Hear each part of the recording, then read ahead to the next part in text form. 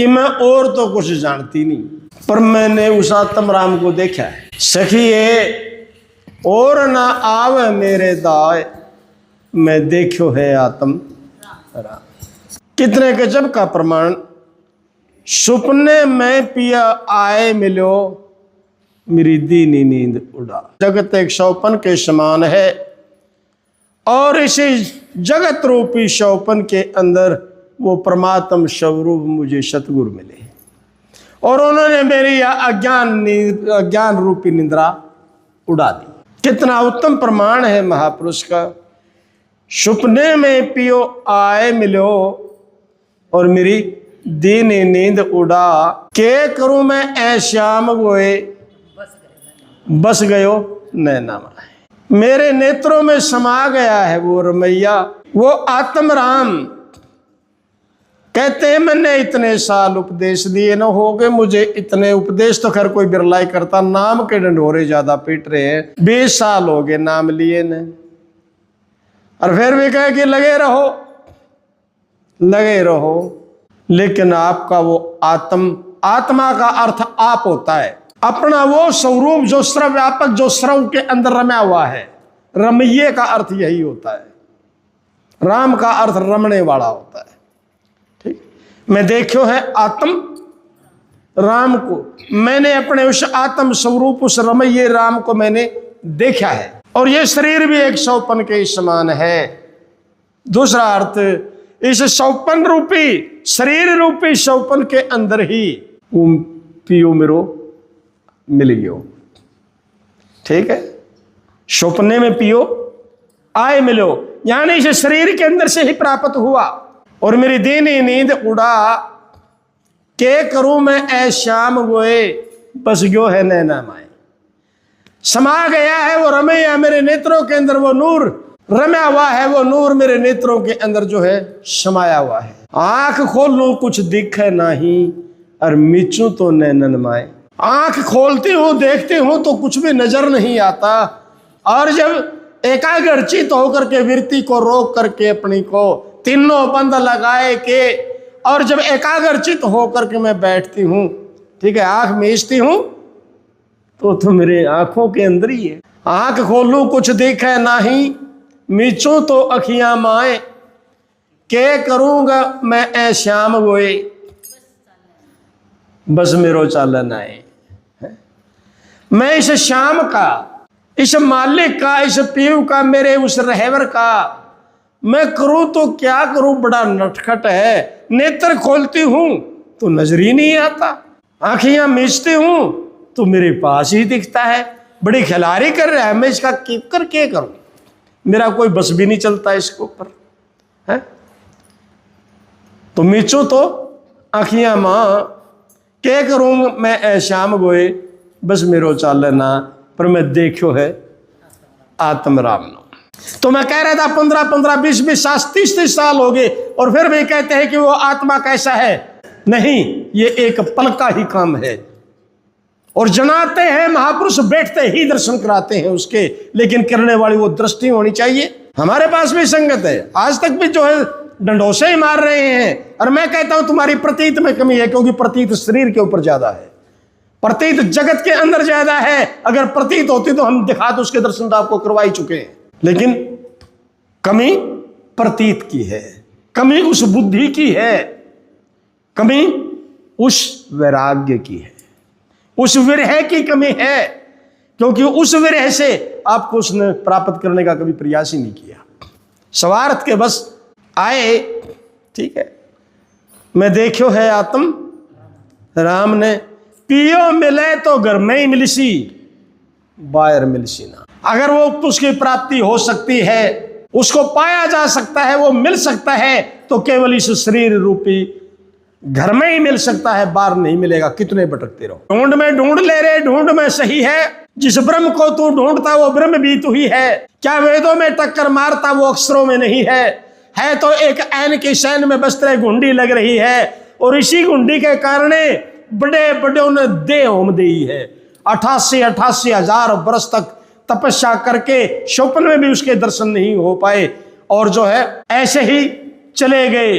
इसी गुंडी करने दे होम दी, खत्म कर डाला शरीर को हठ क्रियाएं कर करके, लेकिन प्राप्ति नहीं हो पाई। है तो एक ऐन की सैन में बस्त्रे की गुंडी लग रही है, इस गुंडी के कारण बड़े बड़े उन्हें दे होम दी है। कहे बिहारी संत, अरे गुरु की सैन किसे बिरले ने ली है। महापुरुषों को उस इशारे को बिरले ने ही समझा है, और जो समझ करके प्रतीत कर गया उसके लिए कुछ करना शेष रहा ही नहीं, कुछ भी करना बाकी नहीं रहा है। क्यों?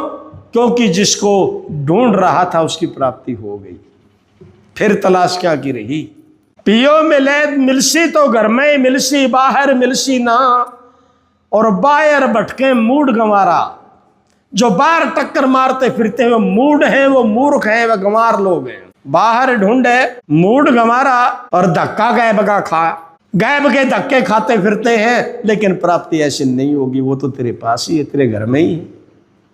ठीक है, पिया मिलसी तो घर में ही मिलसी, बाहर मिलसी ना, ए बाहर भटके मूड गंवारा, धक्को गैब का खा, मैं देखो है मेरे उसात्म राम ने। सखिए और ना मेरे उदाय, मैं देखो है आत्म राम ने। आगे प्रमाण दिया मंदिर मस्जिद, मंदिर शिवाला में फिर कुछ ना आयो हाथ। हाँ, मंदिर शिवाला में फिरी कछु ना आयो हाथ। बतेरे घंटे बजा बजा करके देख लिए, बुतों के आगे बतेरे जोड़ी पसार पसार करके मैं अनेकों कोशिश करके देख ली, लेकिन कख भी तो हाथ में नहीं आया, पल्ले तो कुछ भी नहीं पड़ा। मैं नहीं कहता, वो महापुरुष कह रहे हैं इस बात को, तो विचार का विषय है कि हमें गौर करना चाहिए कि संत हमें क्या कह रहे हैं और वो किस ओर लेकर के जा रहे हैं। मंदिर शिवालय में फिरी कुछ ना आयो मेरे हाथ, सतगुरु मेरे सैन लखा दी, पियो पागो मेरे माँ। बड़ी गजब की बात है, सैन वो इशारा लखाया था संत ने, लेकिन कमी हमारी बुद्धि की रही, कमी हमारी प्रतीत की रही। लेकिन पिया से तो मिलन तो करवा ही दिया था कि हमारा कल्याण कैसे होगा। 20-20 साल से नाम लिए फिर भी ये कहते हैं हमारा कल्याण कैसे हुआ, अभी तक हुआ ही नहीं। महापुरुषों ने आपका कल्याण तो मिनट में ही कर दिया था, लेकिन तुम्हारी प्रतीत में रोड़ है, तुम्हारी समझ में चूक है, समझ नहीं पाए। प्रमाण भी है, महापुरुषों ने फरमाया कि सतगुरु है ऐसे, सुन ले न करके कान रे, अरे ब्रह्म मिटा में तेरा सारा पल में ही तू जान रहे। एक पल के अंदर ही, इतना टाइम की जरूरत ही नहीं है टाइम लगाने की, तो पल में तू जान उसको। लेकिन पहले तेरी बुद्धि के बैंड खोल, पहले उसके लिए अपने हृदय में जगह तो बना। सतगुरु मेरे सैन लखाई, पियो मिल गया मेरे माँ। वही बात आ जाती है, मैं जाने हर और है, और मिल्या मैं आप, दया हुई गुरुदेव की, मिटे ब्रह्म संताप। अब कोई तलाश बाकी रही है नहीं, और जो वस्तु प्राप्त हो गई तो फिर ये टकरम टकरा क्या होना है। जब किश्ती से नाव पारी कर ली है और नदियां पार करी ली है, दरिया से जब लगी गए हो, तो फिर किश्ती ने क्यों सिर पर ठाए अंडो, क्यों तरह अंडो सिर के ऊपर, उन्हें ठाए अंडोगे क्या? ये और कौन सी नदी पार करनी रहेगी? तो जिसकी तलब थी, जिसको प्राप्त करने के लिए हमने महापुरुषों की शरण ली थी, बड़ी रहमत हुई उन महान पुरुषों की, जिनका ऋण चुकाया नहीं जा सकता, जिनका कर्ज उतारे से उतर ही नहीं सकता। मेरे सारे संशय सतगुरु ने बैठते ही एक पल के अंदर खो दिए, एक ही सैन के अंदर सारे भ्रम दूर करके रख। देवनाथ गुरु सामर्थ मिल गयो, जिन सामर्थ गुरु ही कल्याण करेगा।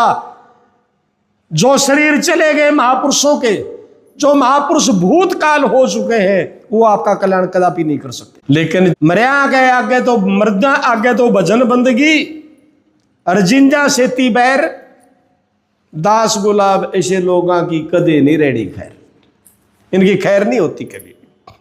सामर्थ मौका का हाजर नाजर जिंदा जागदा, वो कह रहा है कि देवनाथ गुरु सामर्थ मिले। यानी आज हम साहेब कबीर का स्वरूप धर के या महाराज रविदासियों का स्वरूप धर के और उस तस्वीर से कल्याण चाहे, जो शरीर भूतकाल हो चुके हैं, वो आज आपका कल्याण करने में सामर्थ नहीं है। हाँ, उनके स्थान के ऊपर जो हाजर नांदर जिंदे महापुरुष हैं, जिनके पास वही मणि है, वो कल्याण करने में सामर्थ है। इसलिए महापुरुष ने फरमाया है, देवनाथ गुरु सामर्थ मिल गए और पढ़ दो दियो हटा। जो मुझ में और मेरे उस पिया के अंदर पर्दा था, जो दूरी बनी हुई थी, सतगुरु ने वह दूरी खत्म कर दी। और जब दूरी खत्म हो गई, उसमें और मुझ में कोई अंतर ही नहीं रहा। वो है सो मैं हूं, और जब मैं हूं सो ही वो है। क्योंकि बीच में पर्दा था, वो पर्दा सतगुरु ने दूर कर दिया। पर्दा क्या था? इस देही का था। उन्होंने समर्थ इस देही को ही अर्पण करवा दिया कि ये शरीर हमारे को अर्पण कर दे। तन मन धन तीनों चीज अर्पण कराई, और ये भेद की दीवारें गिरा दी सतगुरु ने। और जब मेरा आत्म राम मेरे सामने लेकर के आए, जब सैन के द्वारा मेरे उस पीव को दर्शाया, मेरी तो तब चौंध टूटी कि उसमें मुझ में तो कोई फर्क ही नहीं, हम तो है ही एक ही, ठीक है। लेकिन दूर मान करके ढूंढती फिरूं थी, धक्के खाती फिरूं थी। राजा मान की ममता मारी और मालिक दियो मिला। क्योंकि सर्व से रास्ते के अंदर सबसे बड़ी बात ममता की तो थी, मोह की तो दीवार कति बंधी खड़ी थी। क्योंकि यू नकारात्मक चीजों को भी मोह के बस छोड़ने के लिए तैयार नहीं था। अगर इतना ही मोह पहले ही उससे कर लेता तो और पहले ही कल्याण हो जाना था।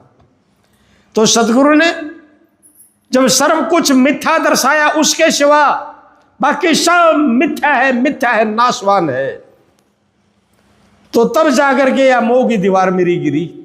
तब पता चला कि ये तो कुछ भी नहीं, जिसके पीछे मैं भटकता फिर रहा हूं, ये तो है ही कुछ नहीं। तो धन्य है ऐसे महापुरुषों को क्लियर निशाना दिया। और मैं धन्यवाद इस लड़की को भी देता हूं, पहली वाणी का और इस वाणी का विचार कर करके देखो। आप सार टू सार वाणी से वाणी मिलती जा रही है। वही चीज महाराज राजा मान जी फरमा रहे हैं, और वही पहली वाणी के अंदर उसकी विशेषताएं दर्शाई जा रही थी कि अब पाया मुझे सत्य नाम, अब पाया मुझे निज नाम। जो घर क्या ने नाम शरीर का रख दिया, मैं तो यूं अपना नाम मानने फिरूं थी, लेकिन निज मेरा नाम का तो मन ईब पाया मैंने वो, ठीक है। और जहां देखूं वही प्रकट दिखे। श्याम सलोनो राम, मैं वाई की हुई दीवानी, नहीं और से काम। तो दीवानी हुई, उसकी दीवानी हुई, और कहते और किसी से कोई काम नहीं, तो फिर ममता की दीवार गिर गई कि नहीं गिरी? वही राजा मान कह रहा है कि राजा मान की ममता मारी, मालिक सो दिए मालिक दियो मिलाए, मैं देखो ये मेरे आत्म राम नु। राम ने सखियो और ना मेरे दाव, मैं देखा है आत्म राम ने। बात यह है प्रेमियों, ऐसे उच्च कोटि के संत मिले तो ये फैसला पल में ही हो सकता है, नहीं तो सुनते रहो और कान्हा के ऊपर से गुजरते रहेंगे वचन। ऐसे बात बनने वाली नहीं है। तो अपनी प्रतीत को संभालिए कि हमारी प्रतीत है किधर। और जो संत खुल्लम खुल्ला निशाना दे रहे हैं, फिर भी हमारा शक है क्या? अगर डाउट है तो उसको प्रकट करो। फिर कहां शक रह गया? फिर जिसके पास जो भी जिस संत ने भी दे रखा है तो अपने मिला के देख ले, किसी की को नहीं रहेगी। कल ये बात मैदान के अंदर फैसला हो जाएगा इस बात का। इन महापुरुषों से मिला लो अपने हीरे को।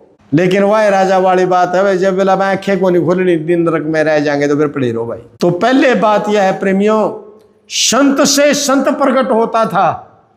एक संत को प्रकट करने के लिए महापुरुष ने अपने पूर्ण जीवन का अनुभव उसको ऊपर उड़ेलना पड़ता था, तब जाकर के एक संत प्रकट होता था। और आज जगह जगह संतों की टक्कर बजती है। कारण यही है कि वो नीतियां नहीं रही। बहुत कठिन है ये पद प्राप्त करना जो दूसरे का कल्याण करने में सामर्थ हो जाए। आज कारण यही है कि 20-20, 30, 50-50 साल में भी कल्याण नहीं हो पा रहा। कारण क्या है? क्यों टाइम लग रहा है? एक दृष्टांत याद आ गया कि संत बनने के लिए किस दौर से गुजरना पड़ता है। एक राजा था और उसका एक राजकुमार था।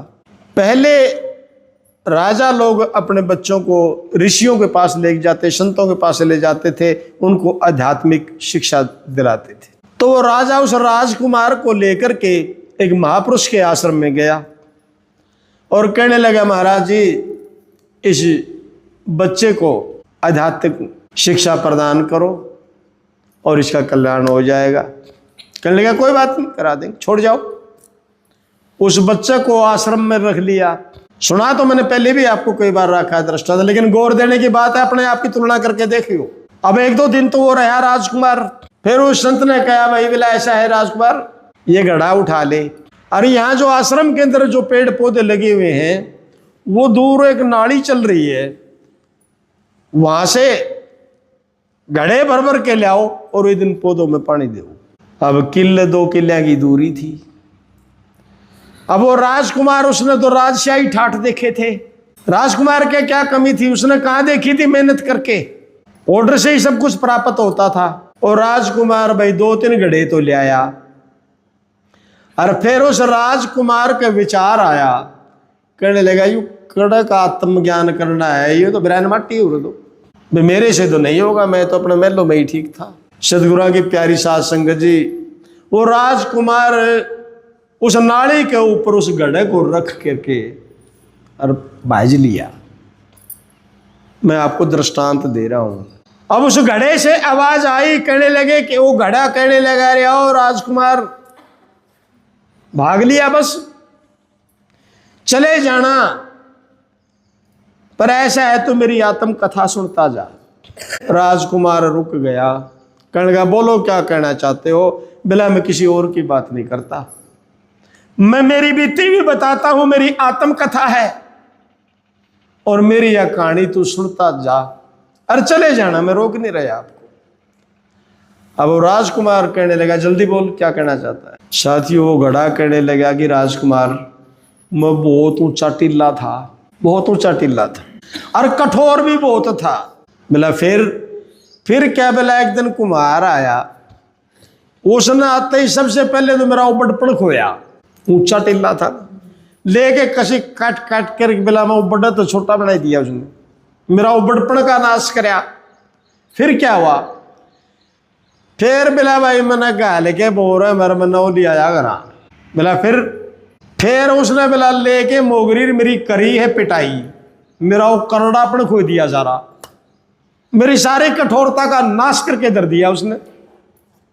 और फिर सर्दी का था समय, और बिला फिर मेरे में उसने गेड़ दिया ठंडा ठंडा पानी, मैंने बहुत बिरान माटी हुई, मेरा जाडा चढ़ गया। मैंने सोचा पीछा छूट गया होगा, लेकिन कहा बिला फिर मैं उसने छड़िया हूं लाता गले, पैरा गले मेरी खूब धुनाई करी उसने, और मेरी वह कठोरता सारी मेट के मैं उसने मलाई वर्गा मुलायम बना दिया। राजकुमार कहने लगा, अच्छा फिर क्या हुआ। फिर क्या हुआ बोला, भाई मेरा करके ना मैं गोड़ मोड़ चाक को ऊपर चढ़ा के, अरे इतना बुरी तरह घुमाया वो पहिया उसने, मन नुए को दिशा का ही ध्यान कौन रहा आगे मैं किस दिशा में घूम रहा हूँ, सूरज किधर तक निकला किधर छुपा, कोई ध्यान नहीं, सब कुछ भूल गया मैं, ऐसा घुमाया। राजकुमार ने बड़ा गौर करके सुना, कहने लगा ये तो बड़ी गजब की कहानी। कहने लगा फिर क्या हुआ। बोला फिर क्या हुआ, मेरा यूं आकार सा बनाया कि उसने, अरे ऐसा निर्दयी था वो कुम्हार। नो बोला राजकुमार ना पूछे कड़जा मुंह को आओ है, मैं जब मेरी बीती को याद करता हूं। राजकुमार कहने लगा नहीं बताओ और आगे क्या हुआ। नो बोला रे आगे क्या हुआ। उसके बाद उसने उठा करके धागा, बोला मेरी धागे से गर्दन उड़ा दी, मैं धागे से सिर कटाए बैठा हूं राजकुमार। अब उसका और रुचि हुई राजकुमार की, कहने लगा उसके बाद क्या हुआ।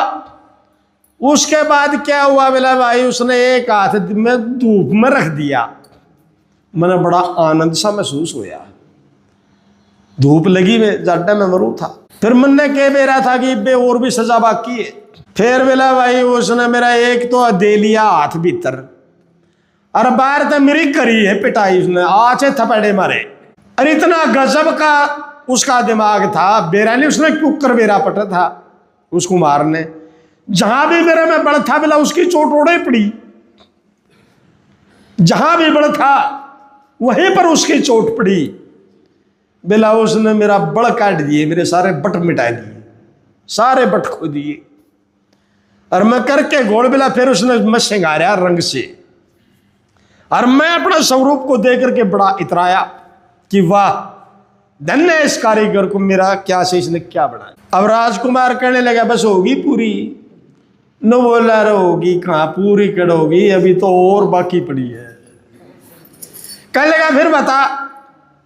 बोला भाई फिर ऐसा है, मैं तो सोचा था मैं भी खुशी मनाऊं था, स्वरूप बड़ा श्रृंगार दिया मेरा, अब छूट गया पेंडाल। तो फिर बोला भाई उसने में बलदी आग में दे दिया रे, आग के अंदर दे दिया, मेरे ऊपर आग बड़ी और मन नहीं पता है राजकुमार जो मेरे गले बीती है। राजकुमार कहने लगा फिर।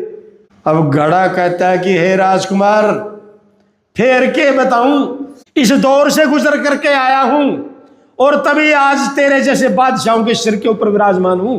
तेरे जैसे सिर पर ठाया आज मेरे को, और जहां भी रखा होता हूं वहीं लोग मेरे से आशा रखते हैं कि पानी शीतल होगा। वो रूप उन्होंने मेरे को प्रदान किया कि इसमें कुछ भी डाल दो वही शीतल हो जाता है, शांत हो जाता है, और मुझे ललायत नजरों से देखते हैं लोग। राजकुमार कहने लगे न्यू। बोला हाँ मैं कहना यही चाहता था राजकुमार, सतगुरु वही है जो सबसे पहले इसके बड़ेपन का नाश करे। अगर इसने कल्याण कराना तो है तो डटेगा, नहीं तो भाग जाएगा, लेना भी कुछ नहीं। सबसे पहले इसकी मान बड़ाई का ही सत्यानाश करे। जैसे उस कुमार ने सबसे पहले उसकी बड़पन को खोया, फिर इसकी कठोरता का नाश करे। जो तमोवृत्ति है इसके अंदर, तमोगुणी अहंकार इसके अंदर हिलोरे ले रहा है, थोड़ा टोकते मह पड़ता है, मान बढ़ाई में दशा पड़ा हुआ है, संत का कर्तव्य बनता है। जैसे उसने उसकी कठोरता, कुमार ने मोगरा गले कूट कूट के कठोरता का नाश किया, इसी प्रकार मार ताड़ करके ने और जिज्ञासु की कठोरता तमोवृत्ति का सत्यानाश करे। इसको बड़पन खोए, फिर इसकी कठोरता का नाश करे। जितना तमोगुण इसके अंदर जो है फंसा हुआ है, सुनना ही नहीं चाहता किसी की, तो इसको ऊपर ताड़ डाले, पिटाई करे इसकी। भागेगा तो भाग जाएगा, के किले नाम कराने हैं इस पे, 14 बार भागो। अगर है कल्याण की इच्छा तो फिर वह मार जेल लगा, ठीक। और फिर इसने बना दे जैसे लाता गले छड़ छड़ के उसकी मड़ाई बना दी, उसकी गहरा बना दी थी, उसकी उस मुलायमता के ऊपर ले आए और फिर उसे ज्ञान रूपी भट्ठी के अंदर दे दे। इसने उस ज्ञान रूपी भट्ठी के अंदर तपाए, इसको खूब तपाए। और जो गोल बनाया जब था ना, एक गुरु कलाल पछाणिए और गड़ गड़ काटे खोट, अंतर हाथ सहार देर बार मार है चोट। यानी अंतर आत्मा में तो जिज्ञासु का भला की भावना उसके गुरु के रहनी चाहिए, अंदर हाथ सहार दे, अंदर भावना उसके कल्याण की हो। लेकिन जैसे जहां पर उसमें बल थे वहीं पर कुमार की चोट पड़ी। जहां पर भी इसकी अनीति की इसके अंदर बू आती है, जहां पर भी इसमें मर्यादा का जो इसके अंदर बल आता है, जहां क्रोध की इसमें बट पड़ने लग रही है, जहां अहंकार के बट पड़े, वहीं पर इसके ऊपर चोट पड़नी चाहिए। और फिर दे दे इसने उस ज्ञान भट्ठी के अंदर, और तब जाकर के वो घड़े के रूप में क्या कहने का भावार्थ साथियों, उस आव में चलने के बाद अगर घड़ा पूरा नहीं पक पाया, अगर रह भी थोड़ा बहुत पिल्ला गया, लेकिन दोबारा चाक पर नहीं आएगा, चाक पर वो चढ़ ही नहीं सकता। और जब तक कच्चाए है ना, आवा में नहीं चढ़ा, तो बार बार गहरा बनेगा और बार बार फिर चाक के ऊपर चढ़ना ही पड़ेगा उसने। तो इस प्रकार से इसके आवागमन से संत छुटकारा करवाए, इसकी ममता न त्याग दे। मैं धमका दूंगा तो आना छोड़ देगा, 14 बार भाग जाओ, नहीं आओ तो ना आओ, लेना ही क्या है इससे, कल्याण के निमित्त आना पड़ेगा। कुआ कभी प्यासे के पास नहीं जाता, अगर यू है तिसाया तो आएगा, और नहीं तो जाता रहेगा, क्या लेना है किसी से कुछ, ठीक है। तो कहने लगा राजकुमार मैं यही कहना चाहता था, मैं इस दौर से गुजर करके आया हूं, और तू 3 घड़े भर के भेज लिया, और जाना चाहता जा, मैं रोकता भी नहीं। आंखा में पानी आ गया राजकुमार का, कहने लगा शरीर से चाहे जुदा हो जाओ लेकिन अब भागूंगा नहीं। उल्टा ही घड़ा उठा लिया और भर करके अपनी सेवा में लग गया। और तब जाकर के उस महापुरुष से उस राजकुमार का कल्याण हुआ और वो परम पद को प्राप्त हुआ। तो वे प्रेमी हो, यहाँ कल्याण के लिए इस दौर से तो गुजरना ही होगा। लेकिन आज वर्तमान की परिस्थिति कुछ और है। एक दृष्टांत तो रखूंगा, फिर आप शब्द बाणी अपनी रिकॉर्ड। एक जंगल में एक शेर रहा करता। वो शेर हो गया बूढ़ा, शिकार शुक्र करने की हिम्मत रही कोई नहीं। उधर से काल पड़ गए, मान सरोवर सूख गए। एक हंस उड़ा मान सरोवर से और जंगल में आकर के एक पेड़ पे बसेरा कर लिया। उस शेर आड़ी मांद के नजदीक ही धीरे धीरे दोनों में दोस्ती होगी, शेर में और हंस में। वो शेर कहने लगा, भाई हंस, कहने लगा जी बोलो। कहने लगा, यार तू ऊंचे पे रहता है, दूर दूर तक का तने दिखाई देता है, और मेरी शिकार करने की हिम्मत रही को नहीं। जे को आसपास को शिकार नजदीक दिखाई तने दे जे, तू थोड़ा इशारा कर दिया कर मेरे का नहीं, मैं मेरा पेट गुजारा हो जाएगा तेरे सारे। नु बोला कोई बात नहीं। चलता रहा ऐसे। और नगरी के अंदर एक पंडित था, काम धंधा कि मैं कराया नहीं करता, लुगाइया ने बुकान का काम था उसका। किसी का ही हाथ देख आया, किसी का पतरा देख आया, किसी का कुछ था, काम चलिया नहीं। घराली लाग गई उसने तंग करने, मैं तू काम कर, घर की खर्ची नहीं चलती, घर को क्यों कर चलाऊं मैं नहीं। और वो कह देता नु बोला, मेरा यजमान बादशाहों का बादशाह है, मैं तो मांगने को जानता। अब वह पंडितानी कहने लगी, बोला फिर तू गड्ढा भी कोई नहीं, इतना है बादशाहों का बादशाह तेरा यजमान है, तो एक दिन लिया तो उसका मांग लिया। दुखी होया एक दिन घर तक चल पड़ा और उधर उसी जंगल की तरफ चला गया।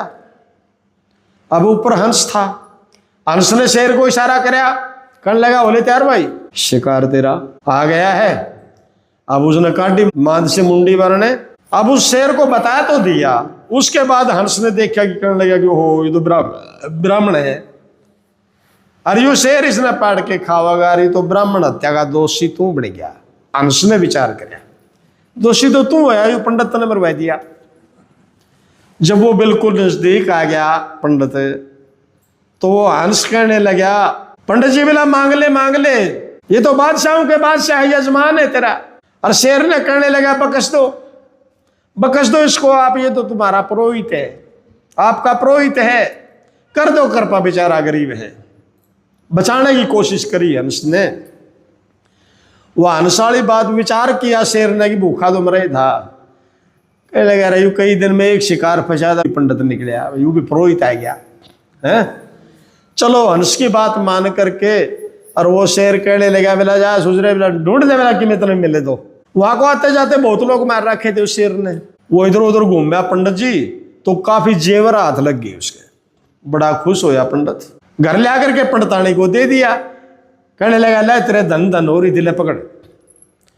पंडितानी भी बड़ी खुश हुई, कहने लगी मौज कर दी, वाकई बादशाहों का बादशाह है यजमान मारा। तो कुछ दिन खर्चा चला, फिर मुक गया।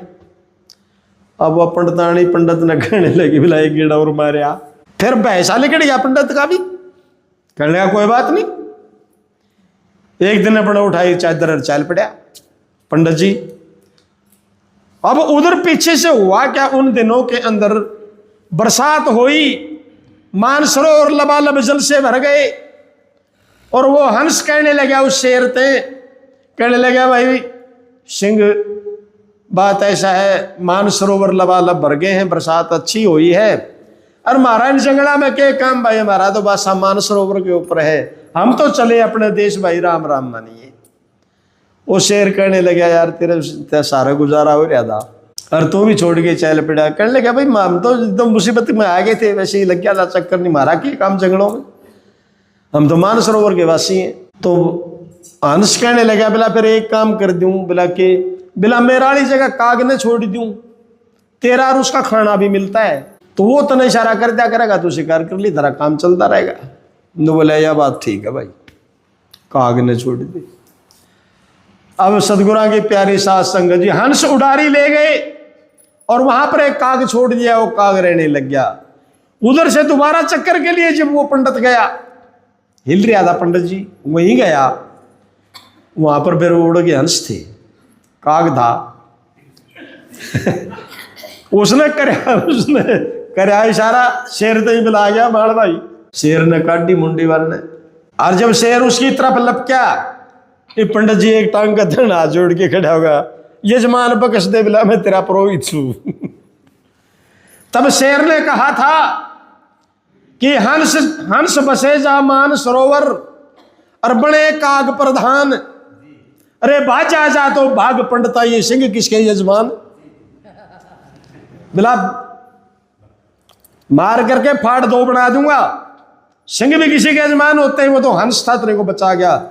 मेरे कहने का भावार्थ प्रेमियों, जो हमारे महापुरुष थे, जो उन नीति और कसौटी के ऊपर कस करके शिष्य को तब जाकर के एक संत प्रकट होता था, वे मानसरोवर चले गए। वो मानसरोवर जा बसे और उनके जगह के ऊपर हमारे जैसे काग बैठे हैं। आज यहानी इसलिए आ रही है, सच्चाई बताता हूं मैं आपको। हंस बसे जा बने मानसरोवर बने काग प्रधान, आज यह प्रधान की कागा का हाथ मारी है, कौवे का हाथ में प्रधान की आ गई। वो नीतियां नहीं रही, वो मर्यादाएं नहीं रही, आज वो कसौटियां नहीं रही, और जब से वो चली गई तब से वो संत भी नजर नहीं आते। कहीं कहीं कोई कोई है, और जो है उनके पास लंडे को नहीं, वो अकेला ही है, वो अकेला ही बैठा है। क्यों? क्योंकि वह गड़ाली कसौटी उठती नहीं किसी पे, वो उस कसौटी पे टांगता है, इसलिए उसके पास संगत रुकती नहीं, वो अकेले ही है। तो भाई प्रधानगी आ रही है कौव्या का हाथ में है। हंस थे जिनकी हंस वृत्ति थी, जो सत्य और असत्य का निर्णय कर करके और जो सच्चाई को सामने लाने की अक्षमता रखते थे, ऐसे श्रेष्ठ महापुरुष आज ढूंढने से भी नहीं मिलते। वैसे तो संत तो हर जगह ही बैठे हैं, मैं किसी का विरोधी नहीं, ना मैं किसी की काट कर रहा, लेकिन वर्तमान की परिस्थिति आज ऐसी नजर आ रही है, ऐसा अनुभव हो रहा है। ठीक है, तो बोलिए प्रेम से श्री सतगुरुदेव भगवान की।